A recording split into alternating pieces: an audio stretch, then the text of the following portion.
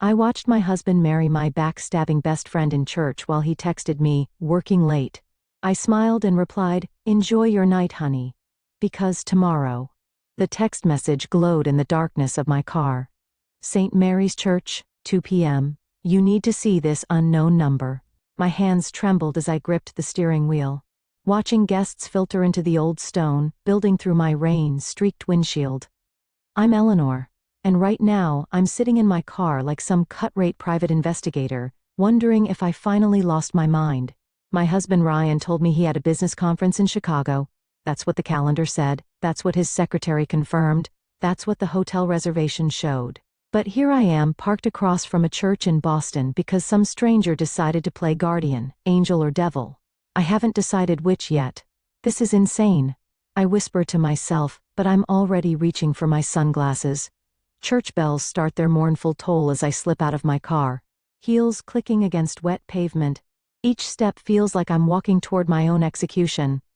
I slip in through the side door. Finding a spot behind a marble pillar, the familiar scent of lilies and incense hits me. And for a moment, I'm transported back to my own wedding day. 7 years ago, same church, different dreams. The organ starts playing. My heart stops. Because there he is. My Ryan standing at the altar in a tuxedo I've never seen before. Hands clasped in front of him, familiar, nervous, tick in his jaw. He's not in Chicago. He's here waiting for. The bride appears at the entrance, and the ground shifts beneath my feet. Long, dark hair, olive skin, that graceful walk I'd know anywhere. Megan. My best friend since 3rd grade, the woman who helped me pick out my own wedding dress, dearly beloved. The priest words fade into white noise as I watch them, exchange vows. My husband and my best friend promising to love each other until death do them part. Just like he promised me, just like we all promised each other when we were kids. No secrets, no lies, friends forever. I don't remember leaving the church, don't remember the drive home. But I remember the moment I decided sitting in our kitchen. Our perfect magazine-worthy kitchen that Ryan insisted on remodeling last year, watching the sun set through windows that suddenly felt like prison bars. My phone buzzes. Ryan conference running late. Don't wait up.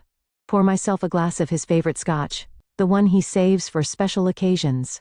The liquid burns my throat as I swallow. And I welcome the pain. It's real. Unlike everything else in my life, another text from the unknown number. Now. What will you do about it? What will I do? I laugh. And it sounds foreign to my ears, sharp, dangerous, like breaking glass. I open my laptop and start typing. Dear Laura. I hope this email finds you, well, I've been thinking about hosting that family reunion you've always wanted, because that's the thing about betrayal. It's not just about the act itself. It's about the elaborate dance of lies that came before it. Carefully constructed alibis. The practiced smiles, casual touches. That meant nothing. Ryan, my charming, perfect Ryan, has always been an excellent dancer. So have I. I take another sip of scotch and smile. Let them have their honeymoon. Let them think they've won. I've got time. I've got something better than their love. I've got their trust. The sun sets completely, leaving me in darkness. But for the first time today, I can see everything clearly. The old photo album feels heavy in my lap. Each page weighted with memories I can't trust anymore. There we are, Ryan. Megan and me at 16, sprawled on my parents' lawn. Ryan's arm is around both of us and we're laughing at some forgotten joke. The edges of the photograph are worn. Everything else about that summer I ordered Chinese. Ryan calls from downstairs. His footsteps echo through our house, each one making my skin crawl. He's been home 3 days since the wedding. His second wedding acting like nothing's changed. Like he didn't just shatter everything we built. Close the album as he enters our bedroom, carrying 2 plates of food I won't touch. Remember when we used to get takeout with Megan every Friday? The words leave my mouth before I can stop them, sharp as broken glass. Ryan's smile doesn't quite reach his eyes. That was a lifetime ago, was it? I stand up, letting the album fall to the floor with a satisfying thud. Because I saw her days ago. She looked exactly the same. His chopsticks freeze halfway to his mouth. Just for a second blink, and you'd miss it. But it catch everything now. Eleanor. He sets his plate down, approaching me with that concerned expression. he uses on difficult clients. Have you been drinking? I laugh. It sounds like my mother's laugh after Dad left. That's your move. Gaslight the wife into thinking she's crazy? I'm worried about you. His hand reaches for mine. I step back. When did it start? The question burns my throat. Was it before our wedding? During Tell Me Ryan? Was I the backup plan or the cover story? You're not making any sense, but his left hand twitches. His tell when he's lying. I've spent 7 years cataloging his habits, learning his rhythms. Funny. How clearly you see things when you're looking for the cracks. I was at Street.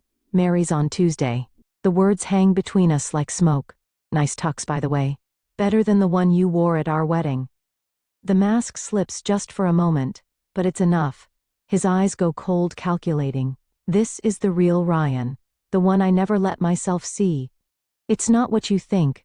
Don't. My voice doesn't shake. I'm proud of that. Don't insult me with excuses. I watched you marry my best friend while I was supposedly your loving wife at home.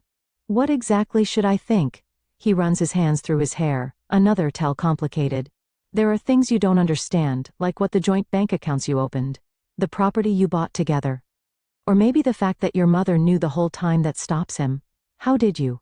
I'm not the idiot. You think I moved to the dresser. Pull out the stack of documents I've collected over the past 3 days. You should really use better passwords than our anniversary date. Though, I guess that's meaningless. Now. Eleanor, please, he reaches for the papers. I hold them back. We can work this out. I'll explain everything. Like you explained your business trip to Chicago. I spread the documents on the bed, bank statements, property deeds, emails. Or should we discuss the trust fund Laura set up for your children with Megan? His face goes white. You had no right. I had every right. The scream. Tears from my throat, raw and primal. I'm your wife. I was your friend. We grew up together, all 3 of us. And I stop, breathing hard. He's staring at me like he's never seen me before. Maybe I've never seen myself either. Get out. My voice is steady now. Certain. This is my house too, not anymore. I hold up one final document. Power of attorney signed last year when he was too busy to handle our estate planning. You should really read what you sign, Ryan. Now get out before I call Michael and have him escort you out. He leaves not because he's afraid, but because he knows this is just the beginning. He knows me well enough for that. Pick up the photo album from the floor, trace our younger faces with my finger. We look so happy, so innocent, such perfect liars, all of us. The cafe where Megan and I used to share secrets feels smaller. Now, maybe it's the weight of what I'm about to do. Or maybe everything from my past is shrinking, becoming less significant with each new betrayal. I uncover. Megan slides into the seat across from me, still wearing her wedding ring. My wedding ring's twin. The sight of it makes my coffee taste like acid. I didn't think you'd come, she says. Fingers nervously tracing the rim of her untouched latte. Funny, I didn't think you'd marry my husband. The words come out softer than intended, which somehow makes them cut deeper. She flinches. Eleanor, did you know about the trust fund? Pull out the bank statements, sliding them across the table like playing cards in a rigged game. The one Laura set up for your future children. Her face drains of color, not from guilt, from anger. Interesting. What trust fund? Now that's genuine surprise. I watch her scan the documents, her hands shaking slightly. $3 million. I continue. Set aside for the grandchildren, Laura always wanted. Guess I wasn't producing them fast enough. This can't be right. Megan pushes the papers away like they're contaminated. Ryan said the marriage was just a formality for his inheritance. He said, I laugh, and it sounds like breaking glass. What exactly did he say? Megan, that he loved you? That I was cold, distant, career-obsessed. That's what he told his mother about me last month. She looks up sharply. How do you know that? I've spent the last week discovering just how thoroughly our husband has been playing us both. The waiter approaches. We both wave him away without looking up. There's more. Continue pulling out my phone. Want to hear the recording of Ryan discussing property investments with Laura, the ones using your family's real estate connections. My family's. Megan's voice trails off. Her mother, Grace, owns one of the largest real estate firms in Boston. A detail Ryan knew, well before he ever asked me out. Did you ever wonder why he chose us? The question hangs between us like smoke. Two best friends who would never betray each other. Perfect cover story. Stop. Megan stands up so quickly, her chair scrapes against the floor. You're trying to hurt me because I hurt you. I get it. I deserve it, but sit down. My voice doesn't waver. You haven't heard the best part yet. She sits. More from shock at my tone than obedience. Remember that summer internship Ryan helped you get at Grace's firm, the one that convinced your mother he was such a wonderful guy? I slide one more document across the table, the date on that property transfer. Her hands shake as she reads. This is my mother's signature. But she would never sell her prime development property for half its value. She didn't know she did. Check the witness signatures. Megan's face crumbles as she recognizes her own handwriting. I was just notarizing documents. Ryan said it was practice for my license. While I was planning our wedding, you were unknowingly helping him steal from your own mother. The truth tastes bitter on my tongue. He played us both. Megan. The only difference is, I figured it out before he could take everything. She looks up at me, really looks at me for the first time since she sat down. What are you going to do? I stand up gathering the documents. Wrong question. The real question is, what are we going to do? You have two choices. Keep playing his game and lose everything, or help me take him down. Pull out one final document, a USB drive containing everything I've discovered. Your mother's company, my savings, Laura's reputation. He's built his entire plan on the assumption that we'd never compare notes.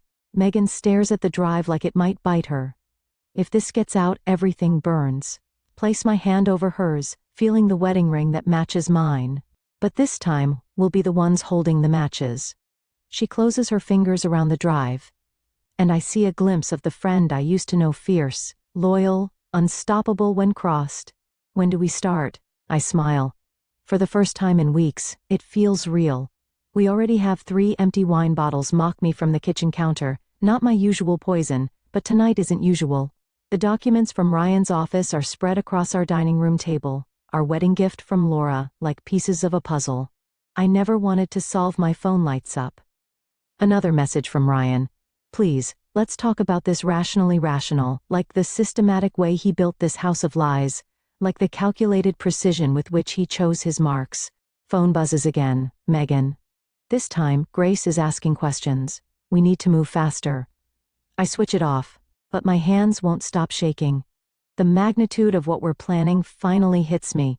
This isn't just about exposing Ryan anymore. We're talking about destroying families, reputations, lives. The doorbell rings. For a moment, I consider ignoring it. Then I hear the key in the lock. Only one person besides Ryan has that key. Jesus.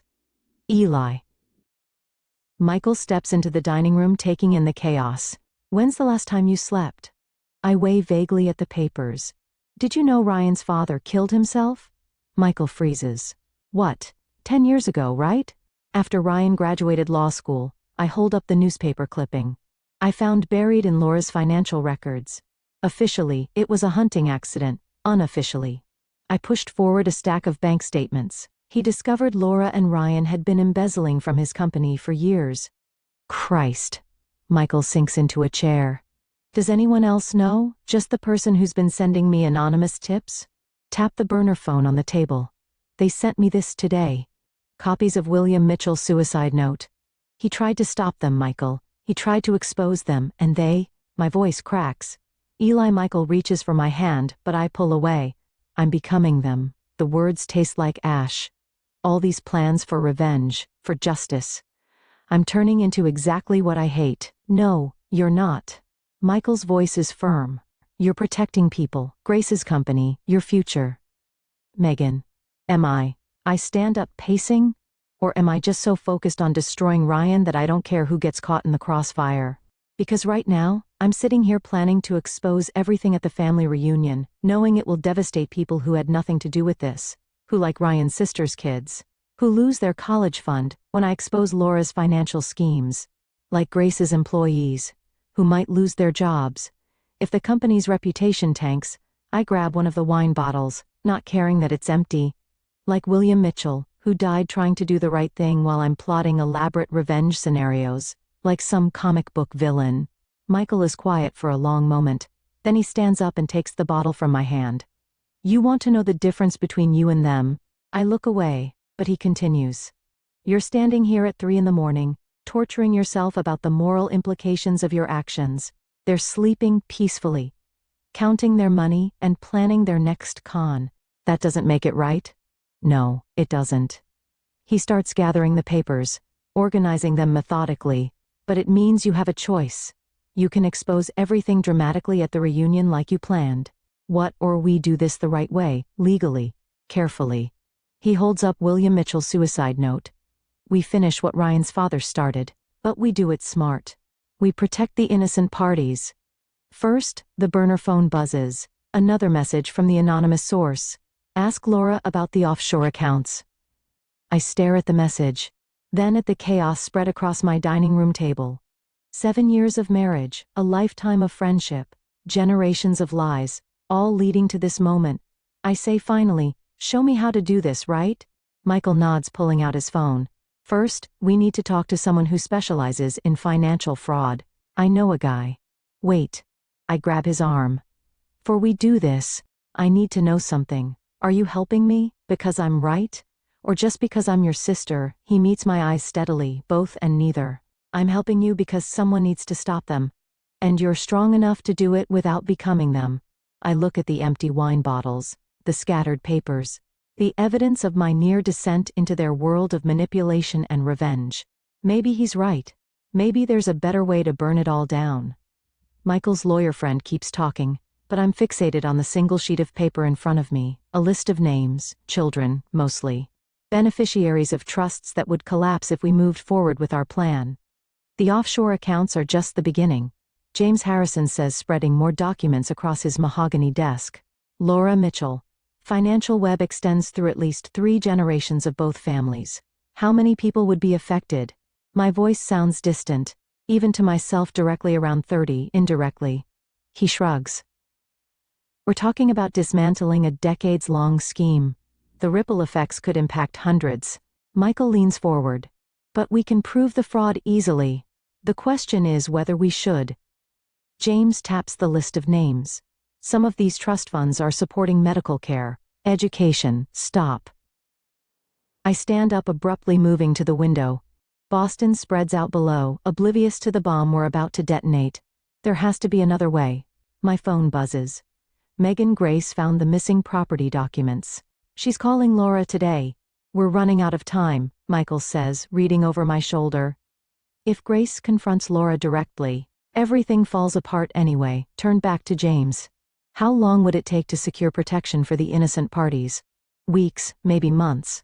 We'd need to. The office door bursts open. Laura Mitchell stands there, immaculate, as always. But her eyes are wild. I should have known. You'd run to Michael. How did you? James starts. My daughter works in your building. James. Did Eleanor tell you that part?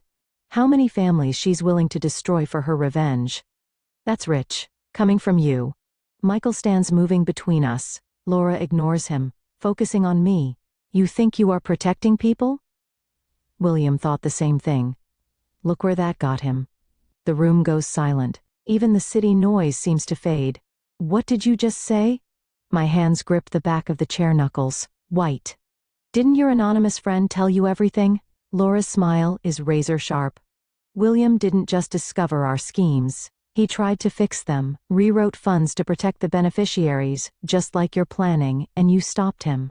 The pieces click into place. The hunting accident was exactly that, an accident. But her eyes shift away. The point is, Eleanor, some structures can't be dismantled without destroying everything they support. You're not just fighting Ryan or me. You're fighting generations of carefully balanced arrangements built on lies and theft built on necessity. Laura moves closer.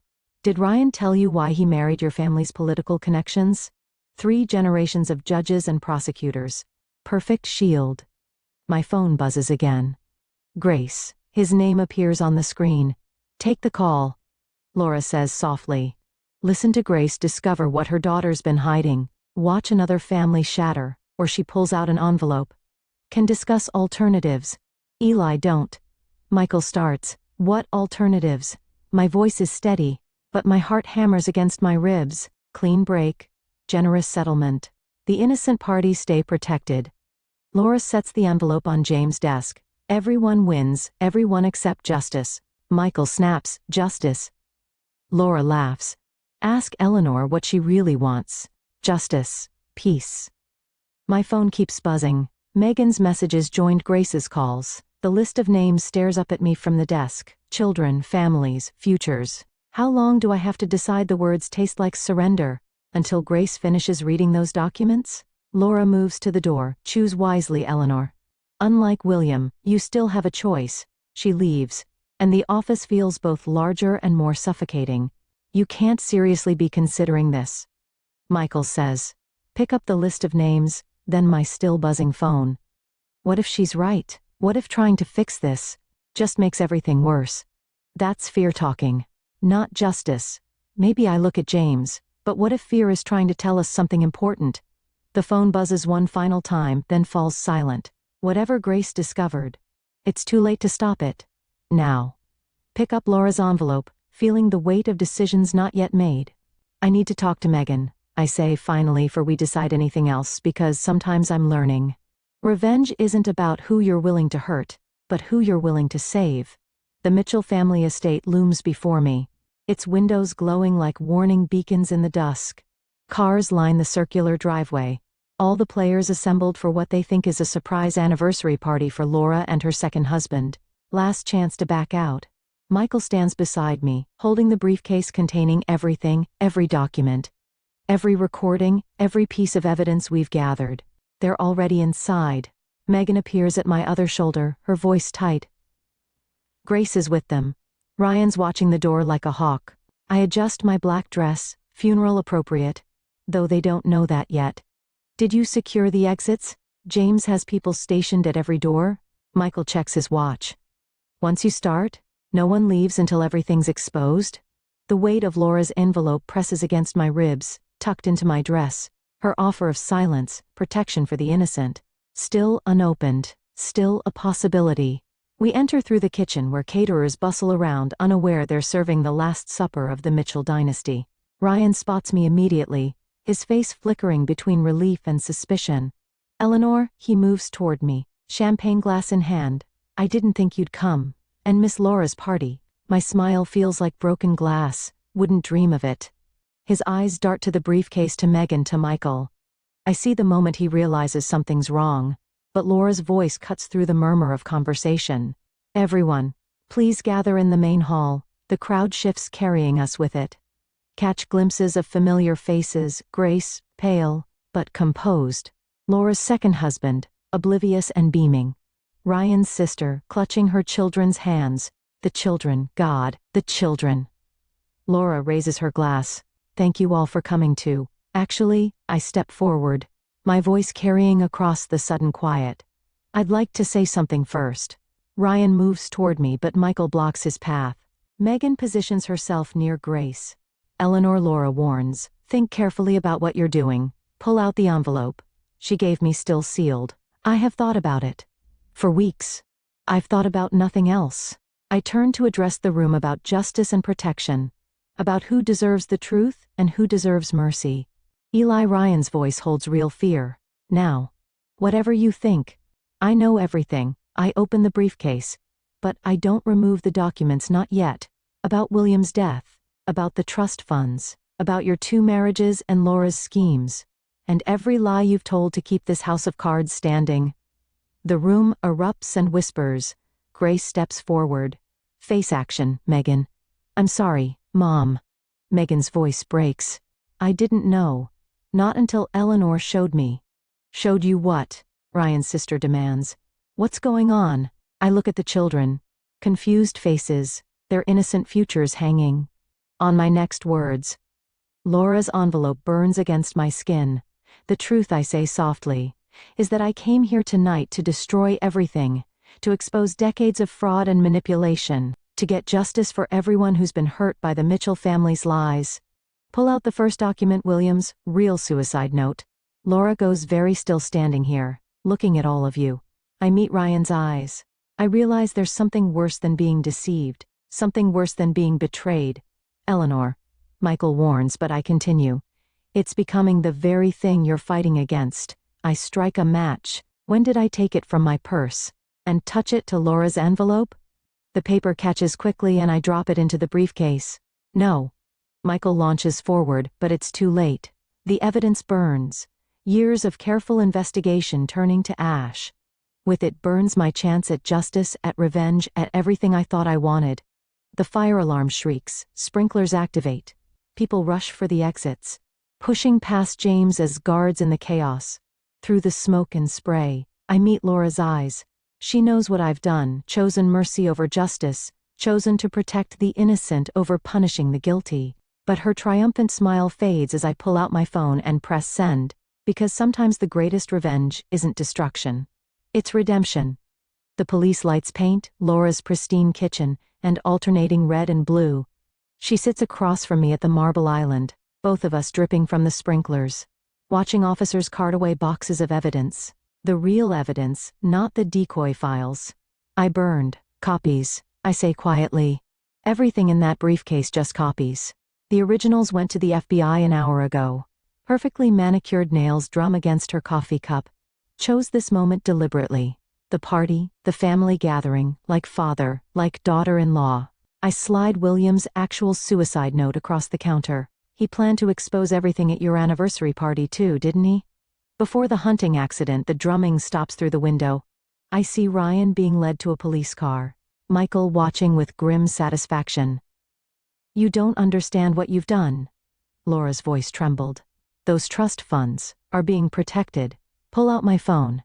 Show her the court orders. Every innocent beneficiary has been legally separated from the fraudulent accounts. The children will keep their college funds. The medical care continues. For the first time, I see real fear in her eyes. How I had 3 weeks after you offered me that envelope. 3 weeks where you thought you'd won. I lean forward. Did you really think I spent that time doing nothing? Commotion at the door draws our attention. Grace enters, flanked by federal agents, her eyes locked with Laura's. You killed him, Grace says flatly. You killed William when he tried to protect my daughter from your schemes. Laura stands so quickly her chair topples. That's ridiculous. William was going to expose how you used Megan to access Grace's company records. I interrupt how you manipulated Ryan into marrying us both to maintain your financial facade. Everything I did was for this family. No. Megan appears in the doorway, tear-stained but steady. Everything you did was for yourself. Now we all know why I slide one final document across the counter, an old photograph. Laura goes very still. William wasn't just trying to expose the fraud, was he? I watch her face crumple. He discovered something else about Ryan's real father, about why you needed the Carter family's connection so desperately. Mom, Ryan calls from outside. Mom, what's happening? Laura launches for the photograph. Grace is faster. Her gasp echoes in the suddenly silent kitchen. It's my father. Laura, years ago, I confirm 9 months before Ryan was born. The truth hangs between us like smoke, decades of manipulation. All to hide one desperate affair to maintain the Mitchell family's perfect image. You destroyed everything, Laura whispers. Just like William tried to know I stand, gathering the remaining documents. You destroyed everything the moment you chose lies over love. William tried to save us, all of us. And now, finally, he has. What do you mean? Pull out my phone one last time. Show her the message chain from an unknown number. From a dead man's scheduled email set to deliver years after his death. William knew he might not survive trying to expose the truth. So he left breadcrumbs for whoever was brave enough to follow them. I meet her eyes. I wasn't your first victim, Laura.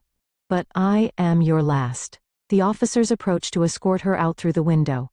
I see Ryan watching, understanding finally dawning on his face as Grace shows him the photograph. Was it worth it? Laura asks as they lead her away. Burning down everything to save a dead man's honor. I think of the children upstairs. Their future is now secure. Of Megan and Grace. Finally, free from manipulation of William, who died trying to protect us all. Some things I say quietly are worth burning for. The sun rises over the Mitchell estate, painting everything in gold. In the distance, sirens fade. Beside me, Michael squeezes my shoulder. I watch Laura disappear into a police car, 30 years of secrets crumbling in her wake. No, I answer honestly, but I will be. Because sometimes the truth doesn't set you free. Sometimes it just shows you who you really are. The last box from Ryan's study sits unopened on my kitchen counter. Through the window, autumn leaves scatter across my backyard, where 3 kids once promised to be friends forever. My phone buzzes. Megan Grace wants to meet. Both of us. The trial ended yesterday. Laura and Ryan both guilty. The headlines called it justice, the society pages called it scandal. Neither quite captured the truth. I lift the lid from the box, getting more evidence, more secrets. Instead, I find an old video camera. The kind we used that summer before college when everything seemed possible. The doorbell rings. Megan stands there looking smaller somehow, more like the girl I used to know than the woman who helped unravel everything. Found mine too, she says, holding up an identical camera in Mom's attic. We set them both on the counter, these relics of who we used to be. Neither of us reaches to turn them on. Did you read Ryan's statement? She asks. No. Porous, both coffee, a habit from before. When friendship was simple. Did you? He said he loved us both. Her laugh sounds brittle. Actually believed it, I think. It's Ryan. I slide her cup across the counter, living his own truth. Even when it's a lie, the afternoon light catches the cameras, casting twin shadows. Megan touches one gently. We should watch them, she says, before Grace arrives before we decide what happens next. She nods. We both know Grace's meeting isn't just about reconciliation. It's about the future of her company, about trust and second chances, about whether some bridges can be rebuilt after they've burned. I connect the first camera to my laptop. The screen flickers to life. There we are, young, laughing, whole.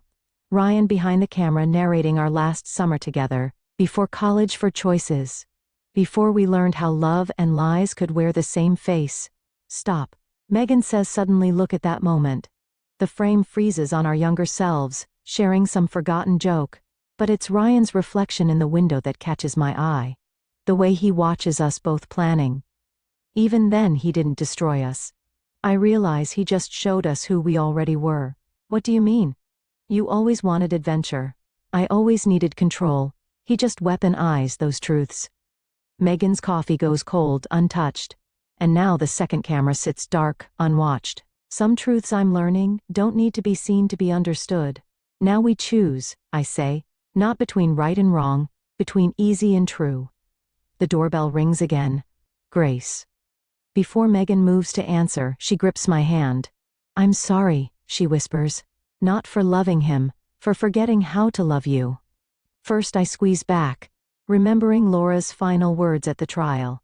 Love makes liars of us all. Maybe I tell Megan, we stop trying to fix the past, maybe we just build something new. She nods, understanding what I'm not saying about Grace's company, about second chances, about how sometimes revenge isn't about destroying what was creating what could be. I opened the door to Grace, noting how she carries herself now, straighter, stronger, free from decades of manipulation. The autumn wind scatters more leaves across the yard, somewhere in a prison cell. Laura plots her appeals in another. Ryan writes letters we'll never read. Life moves forward, messy and imperfect. I leave the cameras on the counter, untouched. Some memories don't need revisiting. Some truths are better lived than remembered. Grace spreads papers across my kitchen table, plans for rebuilding, for moving forward. Megan and I exchange glances, remembering other papers, other plans, other choices. Ready? Grace asks. Think of William setting truth bombs to detonate years after his death.